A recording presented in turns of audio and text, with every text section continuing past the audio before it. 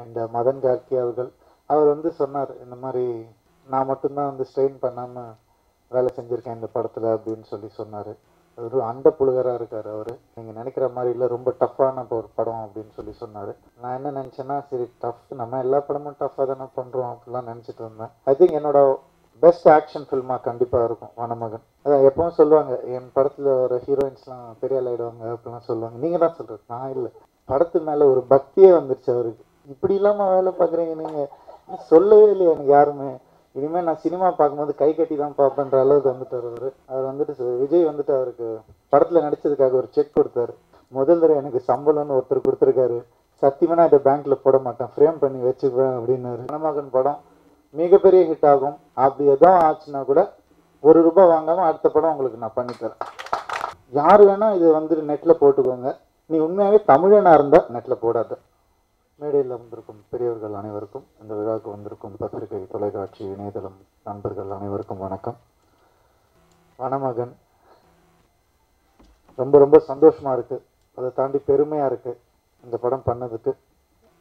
இந்த படம் வந்துட்டு எப்படி உருவாச்சுன்றது அவங்க எல்லாருக்கும் இது வரைக்கும் தெரிஞ்சிருக்கும். நானும் விஜய் அவர்களும் வந்துட்டு இது ரொம்ப வருஷமாக வேலை செய்யணும் ஒன்றா அப்படின்னு நினச்சிட்டு இருந்தோம். அது பல காரணத்துக்காக, ஒரு சில காரணத்துக்காக தள்ளி போயிட்டே இருந்துச்சு. அண்ட் ஒரு டேட் ஃபிக்ஸ் பண்ணிவிட்டு, இது இந்த டேட்டில் நம்ம 2 பேரும் ஃப்ரீயாக வச்சுக்கணும் அப்படின்னு சொல்லிட்டு ஒரு கதை சொன்னார் எனக்கு. அது ஏன் இத்தனை வருஷம் நீங்கள் இந்த கதை சொல்லலை அப்படின்னு நான் கேட்டேன்.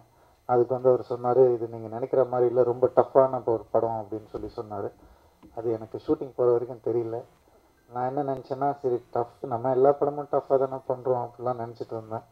பட் இந்த படம் பர்டிகுலராக இது எல்லாத்துக்கும் மிஞ்சின ஒரு டஃப்னஸ் எங்களுக்கு தெரிஞ்சுது.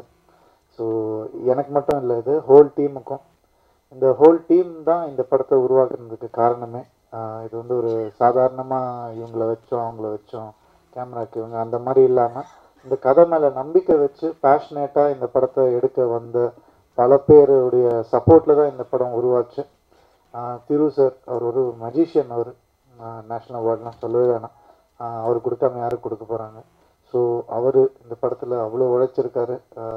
அவருக்கு நன்றி சொல்லிக்கிறேன் நான். ஸ்டன் சில்வா மாஸ்டர் கிட்டத்தட்ட 65 நாள் ஷூட் பண்ணோன்னா 45 நாளும் எங்கள் கூடயே இருந்து அவ்வளோ கஷ்டப்பட்டு பண்ணியிருக்காரு. ரொம்ப ரொம்ப ரொம்ப சந்தோஷம் மாஸ்டர். ஐ திங்க் என்னோட பெஸ்ட் ஆக்ஷன் ஃபில்மாக கண்டிப்பாக இருக்கும் வனமகன். இது வரைக்கும் வந்து பண்ண படங்கள்லேயே என்னோட பெஸ்ட் ஆக்ஷன் ஃபில்மாக இருக்கும். அண்டு அதுக்கப்புறம் வந்துட்டு ஆர்ட் டைரக்டர் ஜெயஸ்ரீ, அவங்களும் வந்துட்டு எங்கள் கூடயே இருந்து அவ்வளோ உழைச்சிருக்காங்க. இந்த whole art assistant director department எல்லாருக்கும் நான் தேங்க் பண்ணிக்கிறேன். அசிஸ்டன்ட் கேமராமேன் எல்லாருக்கும் நான் தேங்க் பண்ணிக்கிறேன். அண்டு ஹாரிஸ் ஜெயராஜ் சார், சொல்லவே வேணாம். அவரே சொல்லியிருக்காரு, என்னோடய பெஸ்ட் ஆல்பம் வந்துட்டு எங்கேயும் காதலும் தாம் தூம் அப்படின்னு சொல்லியிருக்காரு. ரெண்டு என்னுடைய படங்களாக இருந்தது எனக்கு பெரிய ஒரு சந்தோஷமான ஒரு விஷயம். அதுக்கப்புறம் அவருடைய பெஸ்ட் ஆல்பம் இது வனமகன்.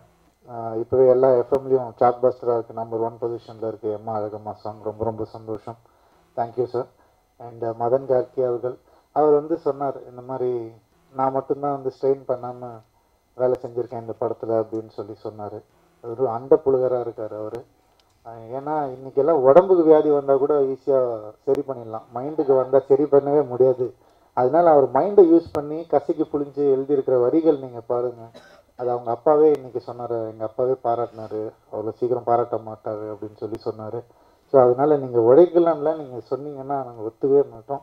அநியாய உழைப்பு போட்டிருக்காரு இந்த படத்துக்கு. இந்த இது வந்து நான் ஓகே வெரைட்டியாக படம் பண்ணுறேன், அவரால் அந்த மாதிரி சுச்சுவேஷன் கிடைக்குது எல்லாம் சொன்னார். பட் கிடைச்சாலும் அதை வந்துட்டு ட்ரேட்மார்க்காக அதை நிற்கணும் இல்லையா. 10 வருஷம் திரும்பி நம்ம பார்த்தா கூட இந்த மாதிரி ஒரு சுச்சுவேஷனுக்கு இதை விட ஒரு ஆப் சாங் இல்லைன்னு சொல்கிற அளவுக்கான ஒரு உழைப்பு தான் உங்கள் உழைப்பு. Keep continuing this work, great work, all the best. And Sayyeshaa, இந்த படத்தில் வந்துட்டு ஒரு அதான் எப்பவும் சொல்லுவாங்க, என் படத்தில் ஒரு ஹீரோயின்ஸ்லாம் பெரிய ஆள் ஆகிடுவாங்க அப்படிலாம் சொல்லுவாங்க. நீங்கள் தான் சொல்கிறது, நான் இல்லை. அதுக்கப்புறம் விஜய் அவர்களுடைய கண்டுபிடிப்பும் பயங்கரமாக இருக்கும் ஹீரோயின் சைடில் அப்படின்னு சொல்லுவாங்க. ஸோ நாங்கள் 2 பேரும் வந்து இருக்கிறதுனால பயங்கர லக்கி ஹீரோயின் அமைஞ்சிட்டாங்க. பெரிய லெவலில் வருவாங்க. பயங்கர ஹார்ட் ஒர்க் போட்டிருக்காங்க. ஆல் தி பெஸ்ட் அவங்களுக்கு. Welcome to the industry. அதுக்கப்புறம்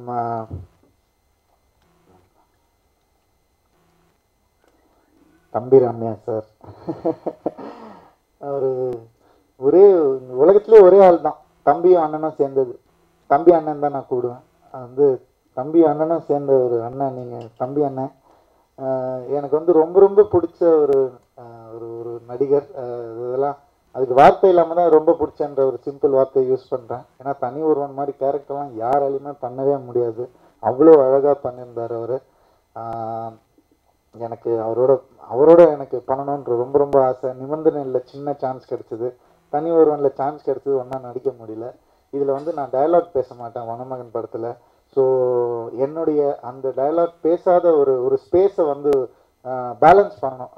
அந்த பேலன்ஸ் வந்து அவ்வளோ அழகாக பண்ணியிருக்காரு தம்பி அண்ணன். இது வந்துட்டு வாய்ப்பே கிடையாது. அந்த மாதிரி ஒரு ஃபுல் அண்ட் கேரக்டர் வந்துட்டு அது ரெப்பிடேஷன் இல்லாமல் ஒவ்வொரு சீன்லேயும் புதுசான விஷயங்கள் பண்ணிட்டு பண்ணுறதுக்கு என்னுடைய கரியரில் பெரிய சப்போர்ட்டிவாக இருந்திருக்கீங்க அண்ணன். தேங்க்யூ. நான் இந்த சப்போர்ட் எப்போ இருக்கும் நம்புகிறேன்.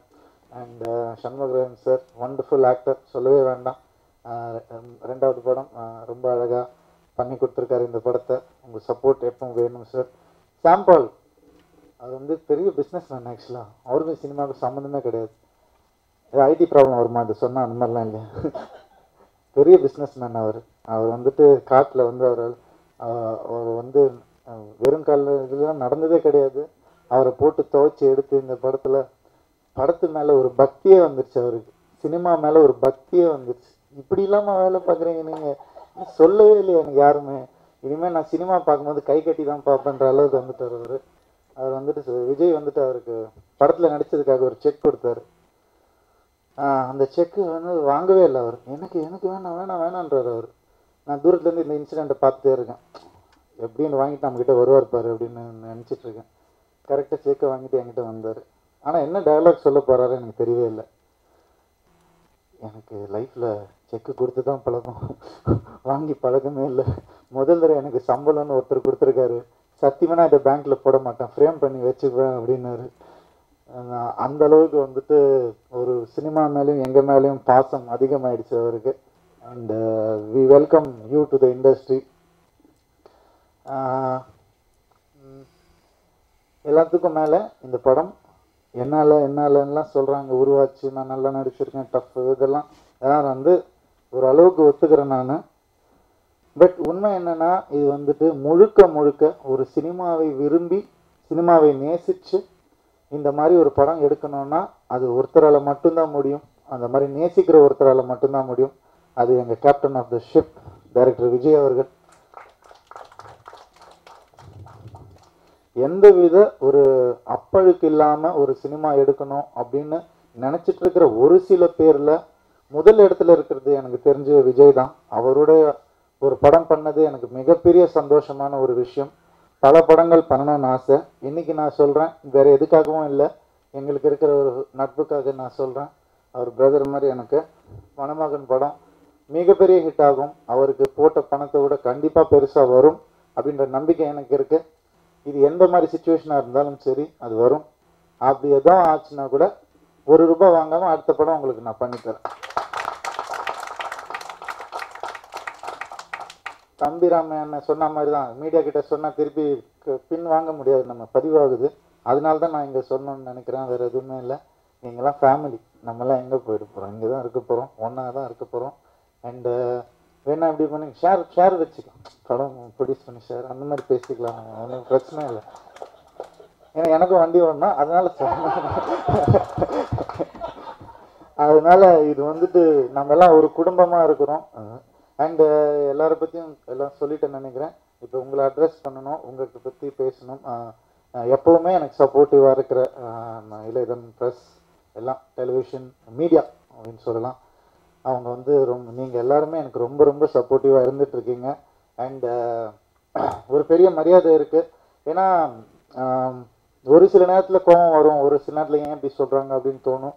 பட் நல்லதாக ஒன்று செய்யும் போது எந்த ஒரு மனசில் எந்த ஒரு களங்கமும் இல்லாமல் நீங்கள் அதை வந்து அப்ரிஷியேட் பண்ணுறீங்க. அது அன்றைக்கி தான் எனக்கு வந்து ஒரு தனி ஒருவன் மாதிரி ஒரு படம் வந்தப்போ ஒரு மனசார பாராட்டுறீங்க, மனசார கைத்தட்டி சினிமாவுக்கு இந்த ஒரு விஷயத்தை நீங்கள் பண்ணியிருக்கீங்கன்னு என்கரேஜ் பண்ணுறது வந்து நான் உங்ககிட்ட பார்த்துருக்கேன். அதுக்கு நான் உங்களுக்கு கிளாப் பண்ணிக்கிறேன். Thank you very much. இன்னொரு விஷயம், அதே மாதிரி ஒரு ரிக்வெஸ்ட் என்னன்னா, நீங்கள் கேட்கறது தான் பண்ணியிருக்கோம். நியாயமான சின்சியரான சினிமா எடுத்திருக்கோம். அதுக்கு உங்கள் சப்போர்ட் தேவை. வனமகன் வந்து ஒரு அப்பழுக்கு இல்லாத ஒரு படம், ஒரு சின்சியரான ஒரு படம். இது எந்த மாதிரி விஷயத்தை டீல் பண்ணுதுன்னு உங்களுக்கு இப்போ நாங்கள் சொல்லிட்டோம்னாலே போகிறோம். நீங்கள் அதை தலையில் தூக்கி வச்சு கொண்டாடுவீங்க. சிறந்த மனிதன் யார் அப்படின்றது வந்துட்டு இன்னைக்கு ஒரு கேள்விக்குறியாகவே இருக்குது. அது வந்து நீங்கள் படம் பார்க்கும்போது உங்களுக்கு தெரியும். பார்த்ததுக்கப்புறம் உங்களுடைய பார்வை வேறு மாதிரியாக இருக்கும். பட் இந்த ஒரு விஷயம் நான் சொல்லணும்னு ஆசைப்பட்றேன். இன்றைக்கி நம்ம வந்துட்டு நம்மளோட ரூட்ஸ் எல்லாம் இழந்துட்டுருக்கோம்.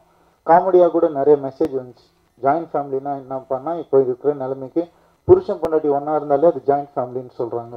அந்த மாதிரி தான் போயிட்டுருக்குது. அந்த மாதிரி ரூட்ஸை இழந்துகிட்டே இருக்கிறோம். அப்படி இருக்கிற ஒரு காலகட்டத்தில் வந்து ஒரு ஆதிவாசி இனம் 250 பேர் அங்கே இருக்காங்கன்னா 250 பேருமே ஒரே குடும்பமாக இருக்கிறாங்க. ஒரு குழந்தைய 250 பேர் வளர்த்தா எப்படி இருக்கும்? ஒருத்தர் வந்து ஊட்டி விடுறாங்க, ஒருத்தர் வந்து வில் அம்பு வித்தையை சொல்லித்தராங்க, ஒருத்தர் மரம் ஏற சொல்லித்தராங்க. ஒரு 250 பேரும் ஒரு சமத்துவமாக இருக்கிற ஒரு ஒரு மலை சார்ந்த மக்களை பற்றின ஒரு கதை தான் இது. ஸோ அது வந்து யார் சிறந்தவர்கள்னா, அவங்க best of engineers, best of doctors. அவங்களுக்கு அவங்க தடுப்பூசியே தேவையில்லை. அவங்களுக்கு நம்ம தான் போட்டு சுற்றிட்டு இருக்கோம். அவங்க வந்துட்டு ஆர்கானிக்ன்றோம். அவங்க அப்படி தான் வளர்கிறாங்க. பேசிக்காகவே அவங்களுக்கு எதுவுமே எந்த கலப்படமும் இல்லை. ஸோ இந்த மாதிரி விஷயம் எல்லாமே படத்தில் டீல் பண்ணியிருக்கோம். இந்த படம் இனிமேல் உங்கள் கையில் தான் இருக்குது. அது நீங்கள் சப்போர்ட் பண்ணணுன்னு தாழ்மையாக நான் கேட்டுக்கிறேன். அதுக்கப்புறம் எனக்கு எப்பவுமே என்னென்னா, சண்டை போட பிடிக்கவே பிடிக்காது. மேக்ஸிமம் தள்ளி வைப்பேன். ஏன்னா அதுக்குள்ளே எப்படியா சரியாயிடுன்ற ஒரு சந்தோஷம், ஒரு எப்படியா சரியாயிட்டா சந்தோஷம் அப்படின்னு நினச்சிப்பேன். அதனால் சண்டை போடுறது மேக்ஸிமம் தள்ளி வச்சு லாஸ்ட்டில் வேறு வழியில்னா சண்டை போடுவோம் அப்படின்ற அளவுக்கு வச்சுப்பேன். போட்டு தான் ஆகணும். ஏன்னா நம்மளாக இருக்க பெரும்போர் புரியணும். நான் சொல்ல கனியனை சொல்லி கொடுத்தாரு எனக்கு. கட்டிசி அவர் தான். இது வந்து இந்த ஒரு விஷயத்தை நான் சண்டை போடாமல் தாழ்மையாக ரிக்வெஸ்ட்டாக நான் கேட்குறேன். சண்டைன்ற வார்த்தையை தூக்கிடுவோம். இந்த படம் வந்து சின்சியராக எடுத்திருக்கோம். யார் வேணால் இது வந்து நெட்டில் போட்டுக்கோங்க. நீ உண்மையாகவே தமிழனாக இருந்தால் நெட்டில் போடாத. உண்மையாகவே நீ தமிழனாக இருந்தால் இந்த படத்தை நெட்டில் போடாது. ஓகே, தேங்க்யூ, நன்றி, வணக்கம். தமிழ்நாட்டில் நடிகர்களே இல்லையா? இந்த என்டர்டெயின் பண்ண அளவுக்கு அந்த பாம்பேலேருந்து வரவங்களாம் என்டர்டெயின் பண்ண போகிறாங்களா அவங்கள? அப்புறம் எதுக்கு வீணா தமிழ் தமிழ் தமிழ் ஏனோ நான் தமிழன்னு மற்றதில் மட்டும் பேசுகிறீங்க?